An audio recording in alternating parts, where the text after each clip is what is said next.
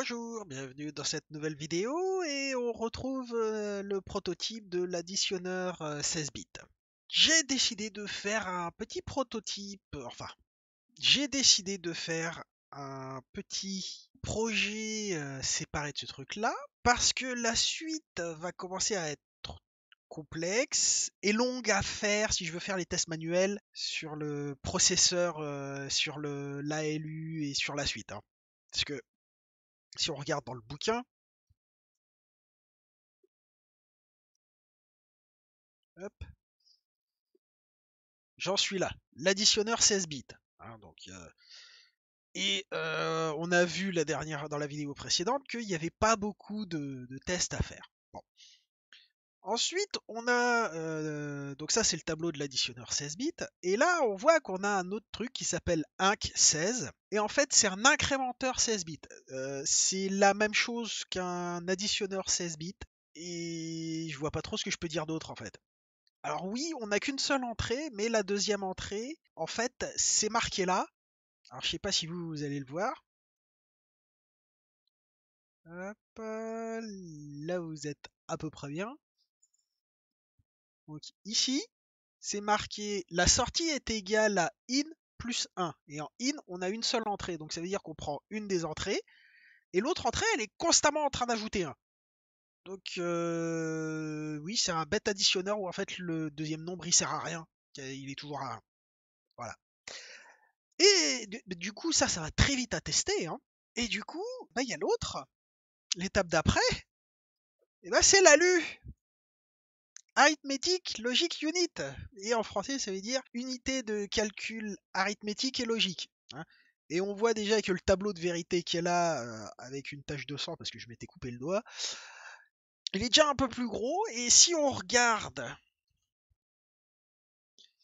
dans les documents fournis dans les exercices et le simulateur, hop, ici, on voit que nous avons, hein, vous pouvez regarder pour alu.cmp, donc le fichier de comparaison, qu'on a 36 tests à faire. Hein, on a 37 lignes, mais il faut enlever la première qui sert juste à définir les colonnes là.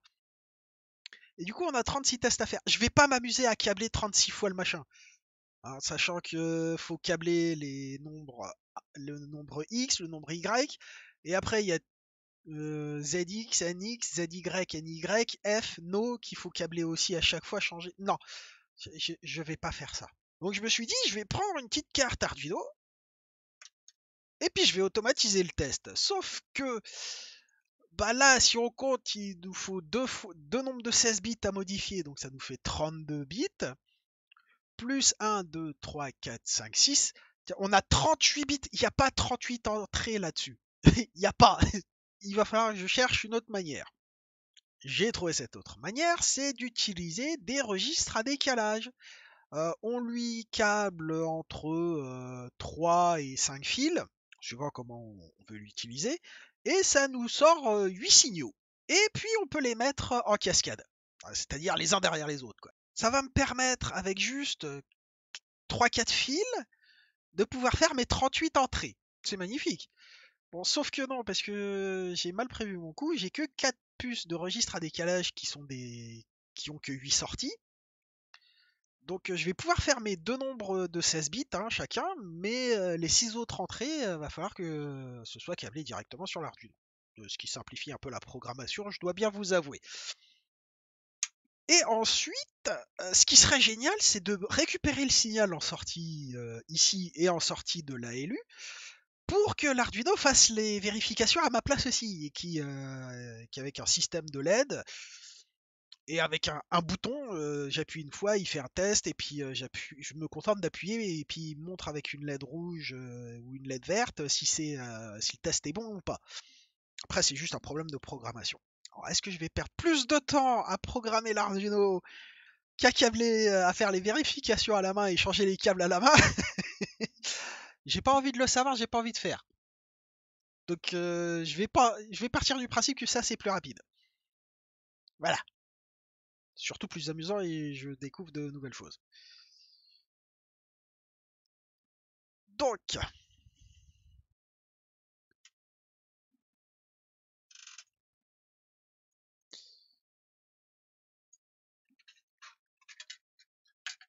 voici comment se présente un registre à décalage. Et celui que j'ai décidé d'utiliser, c'est un de Texas Instruments, le 74HC 959. C'est ça?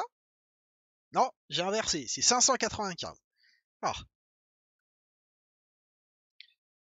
Du coup, on va aller regarder la documentation technique de cette petite puce.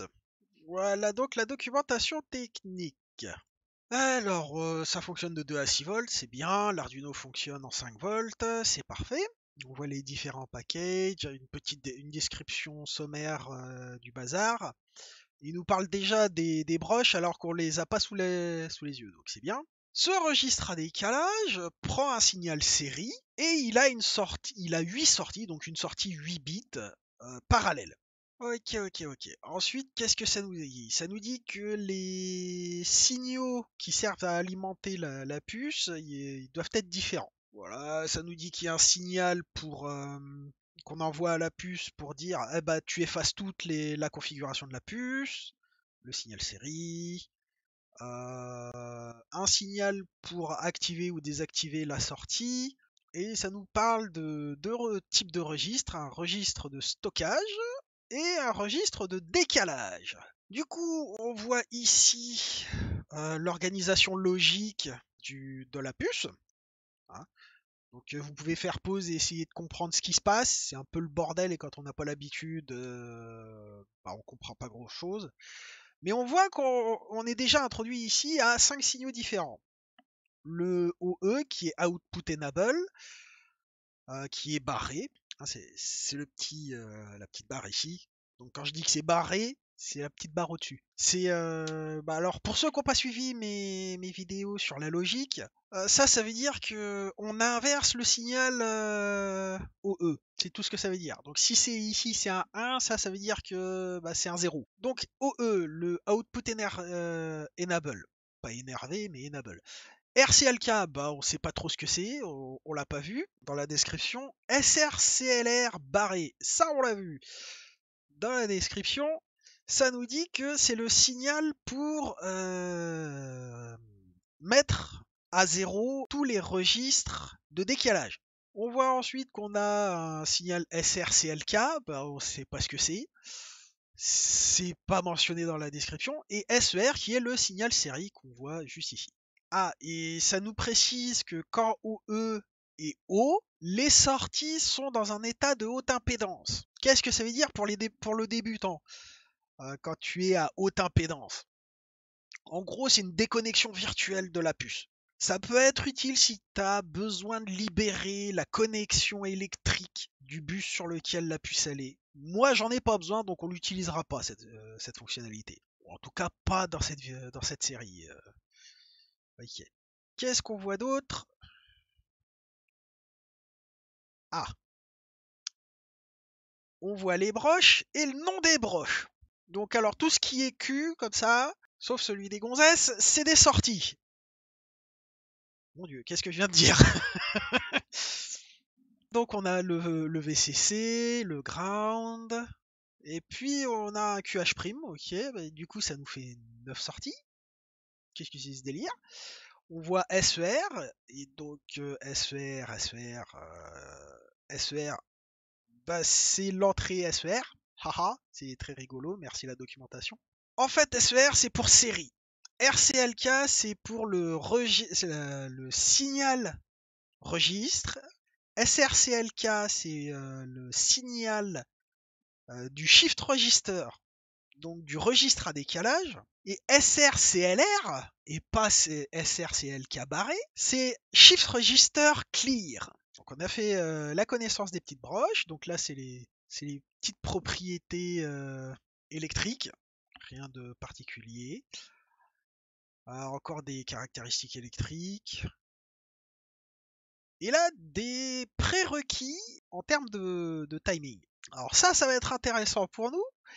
Surtout pour moi parce que je voulais d'abord tester avec les doigts avant de connecter ça sur une petite carte Arduino, voir comment ça marche en fait, plutôt que de prendre un tuto sur internet et de simplement bêtement recopier ce qu'ils font. Donc je me suis dit, est-ce que c'est possible d'utiliser cette petite puce sans la piloter par un Arduino? Eh ben, la manière la plus simple, c'est de voir s'il y a des prérequis en termes de timing, hein, sur le temps minimum ou maximum de montée, la durée d'une impulsion, ce genre de choses-là. Alors la première information qu'on nous donne, c'est la fréquence d'horloge. Donc c'est la fréquence maximum que le truc il est capable de recevoir. Et à 5 volts à peu près, c'est 25 MHz. Je suis avec le SN74 HC595. Et donc, ouais. Donc ça fait 25 millions de fois par seconde. Je ne suis pas capable d'appuyer 25 millions de fois par seconde à la main. Donc le truc, c'est bon, ça va. J'arriverai pas à aller trop vite pour lui avec mes petits doigts. La durée d'une pulsation. Donc la durée du signal pour SRCLK et RCLK qui va de haut ou vers le bas à 5 volts, c'est en nanosecondes. Donc ça va très très vite, hein. Et c'est de l'ordre de 20 nanosecondes, même pas 20 millisecondes, 20 nanosecondes. Alors, une nanoseconde, c'est un millionième de seconde. D'accord? 20 nanosecondes, c'est 0,02 microsecondes. Je ne sais pas si vous vous rendez compte, mais si jamais vous arrivez à taper à une fréquence avec vos doigts de 1 milliseconde, en fait, vous rentrez dans le Guinness des records, hein. C'est extrêmement rapide pour les pilotes de Formule 1 ont un temps de réponse en centièmes de seconde. Là, on vous demande d'être d'être 10 fois plus rapide qu'un pilote de Formule 1 pour arriver à la milliseconde. Et il faut être encore 1000 fois plus rapide que ça pour atteindre la nanoseconde. C'est une vitesse de débile. Donc ça va. Et quelle est la durée max? Ben, il n'y en a pas. Hein, vous pouvez regarder sur toutes les caractéristiques. Hein, il n'y a pas de temps maximum. Donc on peut garder le signal allumé autant de temps qu'on veut. 1 heure, ça va pas déranger la puce. Tout ce qu'on a, ce sont des durées minimum. Un setup time. Combien de temps il faut avoir le signal SER avant le front montant SRCLK? Pareil. Moi, c'est un minimum de 25 nanosecondes. Putain, mais au doigt, j'y arriverai jamais, les gars. Et il n'y a pas de maximum, donc tu peux la garder 1 heure, ton impulsion, c'est pas un problème. Donc voilà, là, ça me dit, je peux utiliser les petits boutons et voilà. Et là, ça nous dit le temps de conservation de SER après le front montant. Bah, on nous dit qu'il n'y a pas de minimum et le maximum, ça n'existe pas. Donc, ça veut dire que oui, on peut le faire avec les petits doigts. Ensuite, donc là, nous voyons le diagramme de temps. Et juste en dessous, on a quelque chose qui ne nous intéresse pas, c'est bizarre. Où est le tableau qui m'intéresse? Ah mince. Ah, le voilà. Le fonctionnement des signaux. Nous voyons quoi? Nous voyons des croix, donc ça veut dire qu'il n'y a pas de signal ou alors qu'on n'appuie pas dessus. On voit H pour un signal haut, L pour un signal low, donc pour un signal bas. Une flèche pour dire que c'est le front montant qui sert pour ce signal-là. D'accord? Donc quand on met OE au mode haut, ça veut dire que les sorties de A à H sont désactivées. Quand OE est à low, ça veut dire que les sorties sont activées.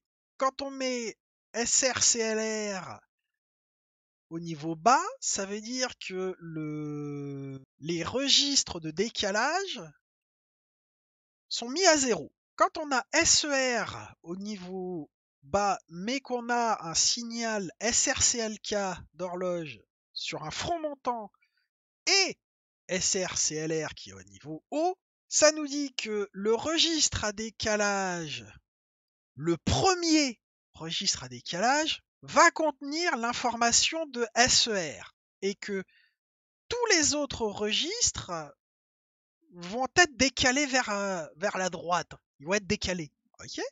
Donc si maintenant à la place on a un signal haut et un nouveau front montant sur SRCLK et SRCLR qui est au niveau haut, dans ce cas-là, le premier registre à décalage prend la valeur 1 et toutes les données sont sont décalées vers la droite en fait. Ensuite, dernière chose qu'on nous dit, c'est que quand on a un signal, un front montant sur RCLK, les données qui sont dans le registre, qui sont dans les registres à décalage, sont stockées dans les registres de données. Ok. Donc là, c'est pas très très clair hein, quand même comme truc. Donc on va faire un petit schéma et puis faire une petite simulation sur ardoise. Donc là, je nous ai remis le diagramme de temps de tout à l'heure et puis on va travailler à partir de ça. Voilà. Donc j'ai mis OE à la masse, hein, parce que je vais le garder constamment à 0 pour que le truc il crache tout le temps les données. SRCLR, je vais le mettre constamment sur le plus 5 volts.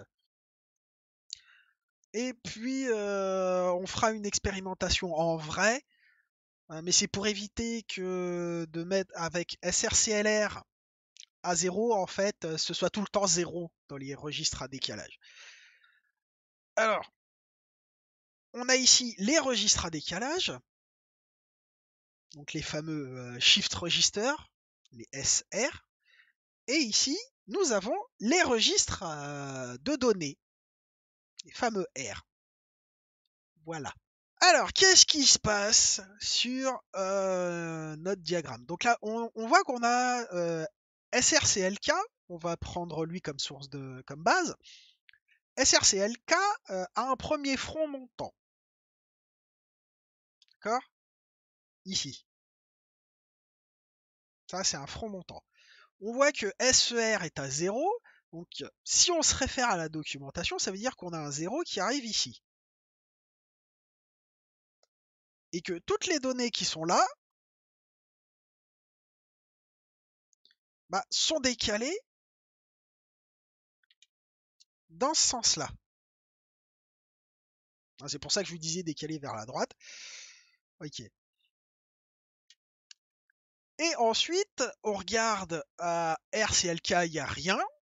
Donc, on fait rien. Serial clear est à 0, donc ça veut dire que tout le monde est à 0.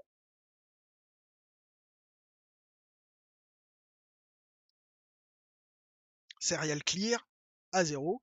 Et du coup, il se passe rien d'autre. D'accord?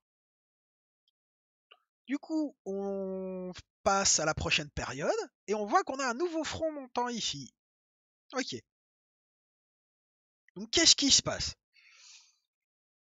SRCLK arrive et il fait ok. Qu'est-ce qu'il y a sur SER? SER, SER. Ah, on a un 1, donc ça veut dire qu'on a un 1 qui arrive ici. Ok? Et tout est décalé vers la droite. Bon, comme on n'avait que des zéros juste avant, c'est pas très grave. On a RCLK qui fait rien, donc il se passe rien. Serial Clear qui est à 1, du coup, ça c'est pas du coup notre premier truc là. Tout ça, c'est pas remis à 0. Output enable, il est à 0. Et donc on met nos sorties, nos registres de données là, on les fait sortir vers les broches. Sauf que ici, on avait l'information. On n'a pas d'information là-dedans encore. Donc je sais pas ce qui sort. Je ne sais pas. Ok. Donc on arrive ici, hop, et puis là on voit, ah tiens, c'est la fin de la demi-période. Et là on a RCLK qui est actif.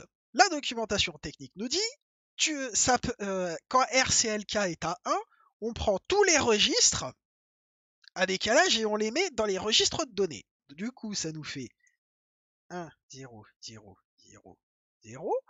Et puis, à cet endroit-là, on a toujours SRCLK, CLR, oh là là, qui est à 1, du coup, on change rien.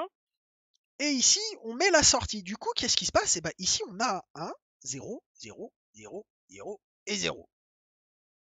Parce que, admettons que ce soit câblé comme ça. Donc, on avance un petit peu.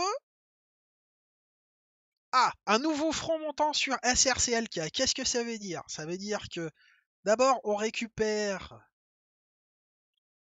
l'information qui est là sur SER. Donc, bah, c'est un 0. Du coup, ici, on a 0 qui est en attente.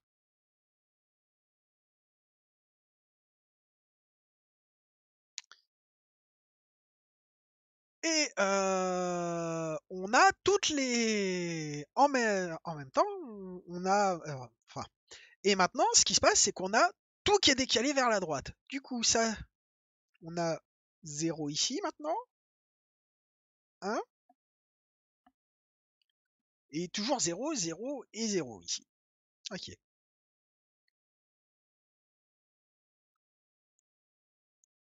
Bon, là, on est sur un front descendant, ça nous intéresse pas. Et ici, on est toujours bien. Hop. Et à cet endroit-là, on est toujours en output enable, donc bah, on crache toujours la même donnée en sortie. Ok. Avançons un petit peu dans le temps.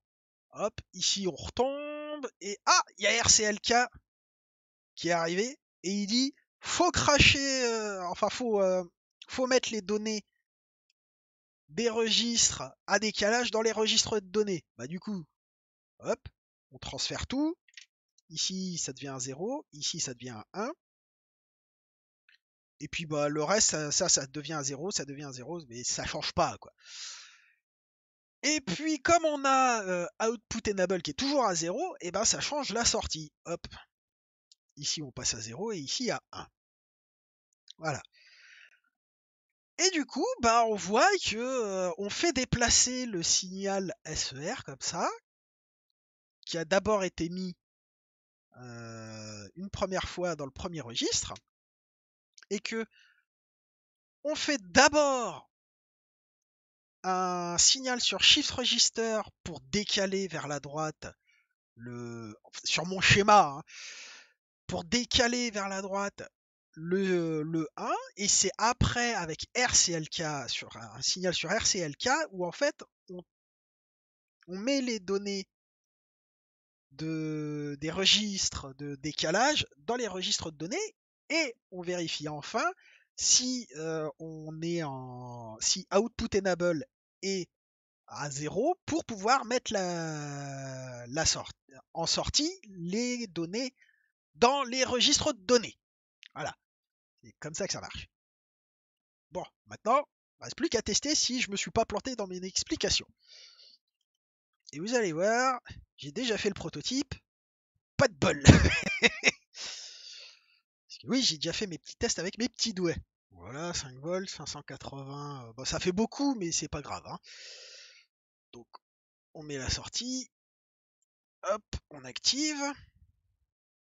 Alors ici, j'ai SER. Ici, c'est SER. Ici, c'est SRCLK. Et ici, c'est RCLK. Ça, c'est le truc qui est connecté à 5 volts constant. Donc ça, c'est SR Clear, SRCLR. Et où est le dernier? Connecté à Output Enable. Ah bah c'est lui.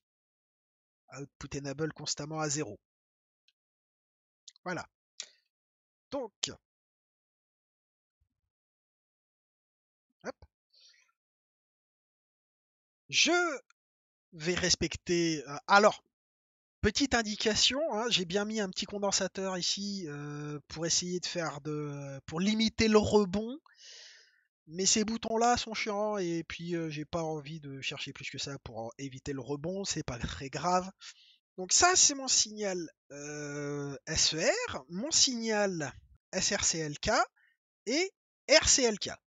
D'accord, donc je vais d'abord appuyer sur SER. Hop. Ensuite, je vais faire une impulsion la plus brève possible sur SRCLK. Hop. Donc, je ne sais pas si vous avez vu, mais ici, ça a très légèrement changé. J'arrête d'appuyer sur SER. Et maintenant, je vais faire une impulsion sur RCLK pour voir si ça va allumer des LED. Et ben, j'en ai allumé 4 d'un coup, dites donc. Donc ça veut dire que j'ai eu 4 rebonds là-dedans. Et puis je peux pas faire mieux. Alors maintenant, si j'appuie sur SRCLK et ensuite sur RCLK, je devrais avoir mes 4 LED qui se décalent vers la gauche. Enfin, qui se décalent. Parce que là, j'ai câblé de la droite vers la gauche. Hein. Donc, hop. Et maintenant, voilà. Bon, ça s'est décalé de 4. Hein, je peux essayer, tiens, avec mon doigt. Hop. Ok. Si je fais 1, 2. Hop là! J'ai réussi à tout allumer. Si c'est pas magnifique.